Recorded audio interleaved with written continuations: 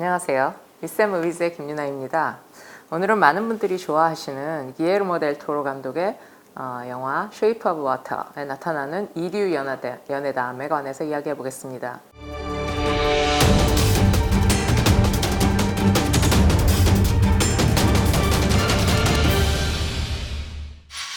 이류 연애담은 신화나 전설, 민담에 많이 등장하는 신화 모티프입니다. 말 그대로 인간이 아닌 다른 종과의 사랑 이야기를 뜻합니다.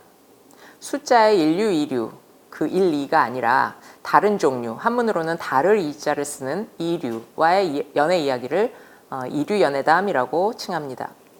환상적인 사랑 이야기로 익숙한 것이 이 이류 연애담인데요. 이류 연애담은 어떤 특정한 신화나 전설에만 국한해서 있는 것이 아니고 전 세계적으로 많은 예들이 있습니다. 예를 들어서 제우스 신이 인간 여자를 사랑하는 이야기도 이류 연애담이라고 할 수 있고, 또 미녀와 야수 같은 이야기도 이류 연애담입니다. 인어공주도 이류 연애담, 또 외계인이나 도깨비하고 사랑에 빠지는 것, 이런 것도 다 이류 연애담이라고 할 수 있습니다. 그러니까 신이나 동식물, 귀신이나 유령, 도깨비 같은 존재들 혹은 정령들 아니면 괴물과 사랑에 빠지는 그런 인간들의 이야기를 통칭하는 용어가 이류 연애담입니다. 오래전 중국의 포송룡이 쓴 요제지라는 책에는 모란꽃과 평생을 부부의 연으로 지낸 황이라는 인물이 등장합니다. 모란의 정령이 여인이 되어서 인간과 사랑을 하는 것이죠. 모란등기라는 굉장히 유명한 고사입니다. 그리스 신화에도 아폴론 신의 황소와 사랑에 빠지는 그 파시파의 왕비가 등장합니다. 그리고 에로스는 아내인 푸시케에게 올 때 괴물의 모습으로 나타나죠. 이런 것도 다 넓게 모아 이류 연애담이라고 할 수 있습니다. 영화에서의 이류 연애담은 판타지적 요소가 가미되면서 더 다양하게 나타납니다. 킹콩이나 오늘 설명할 쉐이프 오브 워터의 아주 원형적인 영화라고 할 수 있는 검은 산호초로부터 온 괴물 같은 영화들도 있습니다. 원바디스처럼 살아있는 시체인 좀비와 사랑에 빠지는 그런 이야기들도 있죠. 이제 좀 변형이 되는 거죠. 최근에는 영화 허의 그 사만다처럼 생명이나 몸이 없는 AI하고도 사랑에 빠지기도 합니다. 또 호소다 마모루 감독의 늑대아이에는 늑대와 인간 사이에서 태어난 그 아이들이 성장하는 이야기, 그것을 중심으로 영화가 펼쳐지기도 합니다.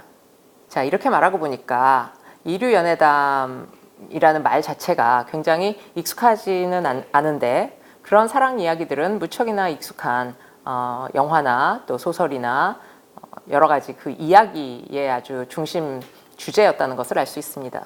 그렇다면 누가 이류인가요? 남자가 이류인 영화들과 여자가 이류인 영화들을 이렇게 젠더로 나누어 볼 수 있습니다. 미녀와 야수, 킹콩, 늑대아이 같은 영화들에서는 남자가 인간이 아닌 이류로 나옵니다. 인어공주나 천녀유혼, 구미호 같은 영화들에서는 여자가 인간이 아니죠.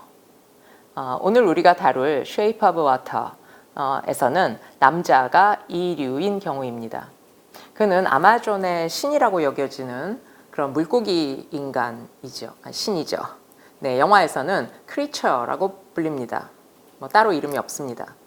인간의 말을 하지는 않지만 인간들을 이롭게 하고 어떤 신비한 치유의 능력을 갖고 있다고 여겨지는 존재입니다. 영화는 한국전 이후에 냉전 시기가 시작되던 1950년대의 미국을 시공간적 배경으로 삼고 있습니다.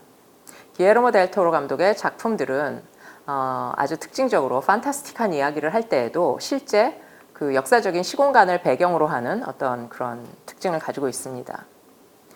이야기의 구조는 기본적으로 킹콩하고 동일하죠.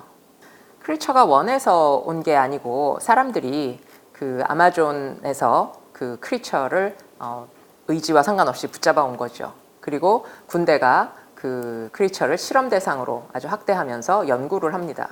그리고 그 크리처와 교감하는 그 연구소의 청소부였던 엘라이자라는 말하지 못하는 그런 여자와 교감을 하게 됩니다. 인간의 소리를 내지 못하는 크리처와 말하지 못하는 엘라이자는 삶은 계란과 아름다운 음악, 그리고 원초적으로 서로 이제 교감하면서 사랑에 빠지게 되죠. 영화는 오프닝 장면에서부터 신화적 실마리로 아주 넘쳐납니다. 모든 것이 물속에 잠겨있는 그런 꿈을 꾸고 있는 장면인데요. 그 꿈을 깨면서 엘라이자의 일상이 시작이 됩니다. 물은 신화적으로 여성적인 것, 감정적인 것, 또 생명이 깃들어서 양육되는 것, 그리고 혹은 그런 장소들을 상징합니다. 그녀의 꿈은 물속에서 굉장히 황홀하고 편안해 보입니다. 영화는 물속에서 시작해서 사실 물속에서 끝나는데요. 그녀의 황홀한 꿈을 깨우는 것은 시계의 알람입니다. 어떻게 보면 문명의 소리이고 규칙의 사운드, 이런 것이죠. 그런데 그녀가 하는 일과의 그 첫 번째 일은 그 시계 알람을 맞춰서 계란을 삶는 일입니다. 그리고 그 계란이 삶아지는 동안 욕조에 들어가서 자위를 합니다. 넘치는 에로스는 어떻게 보면 자기 혼자 해결해야 되는, 소통하지 못하는 어떤 그런 생명력으로 끝나는 거죠. 즉 삶은 계란입니다. 알이 병아리가 못 되니까 건강한 욕망이 흘러넘치지만 어떻게 보면 혼자서 해결해야 하는 어떤 욕망인 것이죠. 많은 신화에서 신들이 알에서 나오거나 건국시조들이 알에서 태어납니다. 알은 생명의 원천이고 마치 식물의 씨앗 같은 것입니다. 엘라이자가 크리처와 소통하는 것이 이 알인 삶은 계란인 것이죠. 삶은 계란은 사실 죽은 것입니다. 그렇지만 그 원초적인 어떤 생명의 원천인 알인 것이고, 그것을 나누어 먹는 그 둘 사이의 에로스는 어떻게 보면 굉장히 자연스러운 것이죠. 말을 못하는 두 존재가 동그란 음반을 돌려서 함께 음악을 듣고 또 소통을 하고, 그러한 동그란 계란을 같이 나누어 먹고 그런 어떤 알의 이미지, 동그라미의 이미지로 또 사운드로 소통하는 순간인 것입니다. 자, 그렇게 영화의 뒷부분에 가면 버스 유리창에 이렇게 빗방울 두 개가 이렇게 모이는 그런 물의 형상이 보여지는 장면이 있습니다. 어떻게 보면 그 둘의 사랑은 그런 어떤 물방울이 합쳐지는 것 같은 그런 이미지이죠. 그러니까 그 두 존재가 사랑을 나누는 장소는 아주 물을 꽉 차게 만든 자신들의 욕실이라고 할 수가 있습니다. 이후 그들은 생명의 본향이자 자신들의 고향인 바다로 돌아가고 거기에서 새로운 생명을 얻습니다. 엘라이자의 목에 있는 그 아가미 상처가 이제 작동을 하는 거죠. 물의 형상은 곧 그들에게는 사랑의 모양인 것입니다. 영화 제목하고 똑같습니다. 대개 이런 이류 연애담의 주인공인 괴물이나 인어, 구미호, 킹콩들은 죽음을 당하면서 제거되는 비극으로 끝나는 그런 영화들이 많습니다. 인간이 아닌 존재들로 교란된 질서가 다시 회복되어야 하는 것이죠. 그런데 이 쉐이프 오브 워터에서는 물고기 인간, 인어가 왕자에게 승인받고 인간 사회에 진입하는 방식의 그런 해피엔딩을 거부합니다. 다른 방식의 해피엔딩을 보여주는 것이죠. 이 세상의 질서 속으로 들어오고 그 교란이 차분해지는 것이 아니라 완전히 다른 세상으로 나아가는 그런 결말을 보입니다. 그들의 해피엔딩은 흑인 동료라던가 게이 친구, 또 이중간첩이지만 아주 양심적인 과학자 같은 그 비주류라고 여겨지는 이들의 연대와 도움으로 가능하죠. 이 영화가 전복적이라고 평가되는 이유가 인종차별, 또 장애를 차별하는 것, 외모를 차별하는 것, 성차별, 이런 여러 가지 차별과 어떤 편견을 뛰어넘는 연대의 이야기이기 때문입니다. 한국전 이후에 냉전으로 치달아가던 아주 마초적이고 경직되고 신경증에 빠진 듯한 그 50년대 미국은 영화의 곳곳에서 초록색으로 상징됩니다. 푸딩을 계속 먹죠. 그 초록색 푸딩.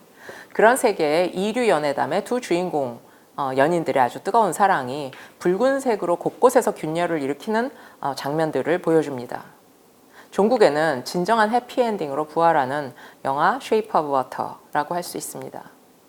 다음 시간에는 또 다른 이류 연애담을 배경으로 하는 일본 애니메이션 늑대아이를 다루어 보도록 하겠습니다. 들어주셔서 감사합니다.